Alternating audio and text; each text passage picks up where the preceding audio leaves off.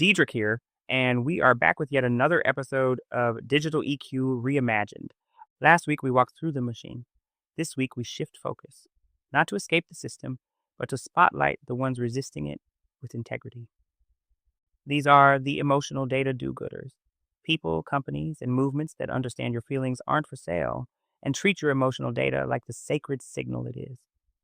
Before we start naming the emotional data do-gooders, I need to go back. Because this episode didn't start with a list of companies. It started with a question. What happens when emotional data is handled the wrong way? Okay, walk with me, if you will. A few years ago, I was deep in HR, compliance, hiring, organizational systems, and I started to notice a trend.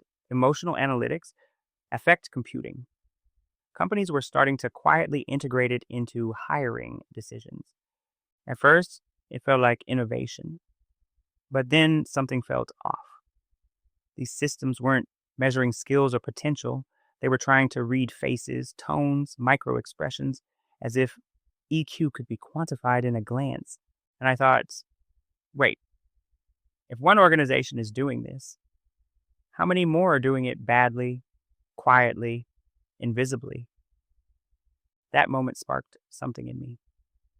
Because I believe effective computing can be done ethically, but only when emotional data is treated like what it actually is: personal, powerful, sacred. So today, we honor the ones who get it right, the companies and individuals who are building something better, something emotionally sovereign. These are the emotional data do-gooders. Let me be clear. This isn't the definitive list of everyone doing good work with emotional data.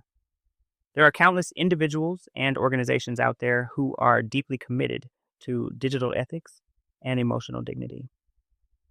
This is just my list, my short list of emotional data do-gooders, people and platforms who, time and again, have shown up with transparency, intention, and respect for the emotional realities of the digital world. These are the questions I asked while building this list. Do they prioritize consent over assumption? Do they minimize data collection, or are they quietly building emotional dossiers? Are their systems built to empower or to manipulate the user? Do they offer transparency that's readable, not just legally defensible? Do they reflect emotional literacy in how they design, build, and communicate? Let's start with one of the quiet giants, Mozilla. You might know them from Firefox, but what you may not know is that Mozilla has spent years advocating for an internet where users come first. They don't just build privacy tools. They build an ecosystem rooted in transparency, consent, and open standards. Mozilla's privacy policies are plain language. Their browser blocks trackers by default, and their mission isn't about market share, it's about digital dignity. In a world of surveillance capitalism, Mozilla is proof that you can be both powerful and principled. Another quiet giant is Apple. Now, are they perfect? Nope. But when it comes to consumer data, especially emotional data, Apple has drawn some powerful lines in the sand. They introduced app tracking transparency, forcing apps to ask for permission before tracking you across platforms. They've doubled down on encryption, messages, health data, screen time. And they're one of the few tech companies that makes privacy part of the product, not just part of the PR. In a world where data is the new oil, Apple has positioned privacy as the new premium. Next up, DuckDuckGo. This one's for the searchers, the scrollers, the late-night worriers, typing feelings into search bars like confessions. DuckDuckGo is a search engine that doesn't track you. No personal profile, no search history stored, no data trail for advertisers to follow. In a world where your search history can be turned into a marketing funnel or, worse, a behavioral dossier, DuckDuckGo says no. Their motto is simple: privacy simplified. Emotional sovereignty starts with being able to wonder, ask, explore without being watched. Let's talk about the Electronic Frontier Foundation, EFF. They're not a tech company. They're the watchdog, the advocate, the digital defenders. EFF has been fighting for online privacy, free expression, and transparency for decades. They've gone to court, written policy, and called out emotional AI systems when no one else would. If emotional data is the new currency, then EFF is the regulator we wish every platform had built in. And finally, a name: Tim Berners-Lee, the inventor of the World Wide Web. Instead of sitting back and letting the web become what it is today, fragmented mind manipulated, he's been quietly building a new vision. Through his Project Solid, he's working to re-decentralize the web, to give people control over their data, including emotional data, by design, not by opt-out. It's rare to see a creator fight for the soul of their own invention, but that's exactly what he's doing. Before we shift into reflection, I want to name a few more honorable mentions. Brands and people showing real signs of emotional integrity in their design. Brave Browser for making privacy the default instead of the upgrade. Under Armour for its early work in responsibly managing biometric and emotional fitness data. Signal for end-to-end encryption that respects the emotional intimacy of your messages. Proton Mail and Proton VPN for proving you can build secure tools and ethical business models. Fathom Analytics, a privacy-focused web analytics company that shows you can measure without manipulating. So here's what I'm left sitting with. It is possible to collect data and still honor dignity, to innovate without extracting, to build platforms that don't just predict emotion, but protect it. The do-gooders we named today, they aren't perfect, but they're proof.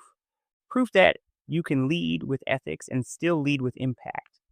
But before we wrap today's episode, I want to say something directly to the companies, the teams, the builders who are starting to explore emotional AI, especially in places like HR, hiring, and employee experience. Affective computing, emotion recognition tech, isn't automatically bad. It's like any tool. It's about how you use it, and more importantly, who you center when you build it. So if you're leading a team working in HR or designing products that touch human emotion, here's what I want you to hear. If you get this right, you can change lives for the better. Done well, ethical emotional artificial intelligence can help identify burnout risk before it costs someone their well-being. Surface bias in traditional hiring that might otherwise stay hidden. Creates safer, more emotionally aware workplaces. But done wrong, you risk turning people's feelings into metrics to be managed. You create environments where authenticity is punished and emotional conformity is rewarded. You turn trust, the foundation of every human interaction, into a surveillance transaction. The stakes aren't abstract, they're human. So if you want to integrate effective computing ethically, start here. Consent is non-negotiable. Don't assume people are comfortable with emotional tracking. Ask, explain, give a real choice. Transparency must be radical. Don't bury emotional data use in a privacy policy no one reads. Make it clear what's being collected, why, and how it will or won't be used. Empowerment over evaluation. Use emotional data to offer support, not judgment. The goal isn't to rank feelings, it's to recognize and respond to human needs. Boundaries matter. You don't need to capture every micro-expression, every blink, every pause. Collect only what's necessary, protect it fiercely, and delete what you don't absolutely need. Cultural and neurodivergent awareness is essential. Emotional expressions vary. Neurodivergent individuals, people from different cultures, people with trauma backgrounds, they might present emotions differently. No single algorithm can define normal. Ethical emotional AI isn't about detecting every mood swing. It's about creating systems that recognize humanity and respect it. Because here's the real opportunity.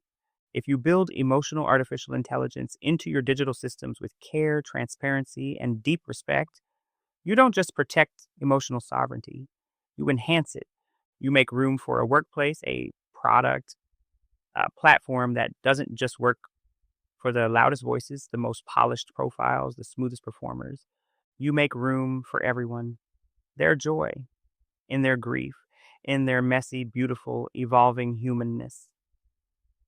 That's the promise, and it's worth fighting for. If you're building something, this isn't a lecture. This is a tap on the shoulder from someone in the same digital trenches. I'm a builder too. I'm a codeless dev. I've launched projects, platforms, podcasts, and tools without writing a single line of code. I've also helped shape systems from inside HR and compliance. So when I talk about emotional data, I'm not pointing fingers. I'm just holding up a mirror. Because here's the truth. Most people don't realize how much emotional data they're collecting. Scroll behavior, input fields, reaction times, trigger flows, it adds up. And no, you might not be doing anything harmful with it, but once you know, you can't unknow. And even if you didn't know, you're still accountable. The moment we become aware, the moment we see the responsibility, we get to choose what kind of builder we want to be. So this is your call in, not your call out. Let's build things that don't just work. Let's build things that care. The people and platforms we named today, that was my list. My curated circle of emotional data do-gooders. But it's not complete. It was never meant to be. My hope is that this list grows, that somewhere a builder hears this. Maybe you're stitching together your first no-code prototype. Maybe you're launching a feature, scaling a team, or tweaking a user flow. And maybe, just maybe, you pause. You think about the emotional data you're collecting. You ask the question most people skip. How does this feel to the person on the other side? Because that's how this list grows. One aware builder at a time.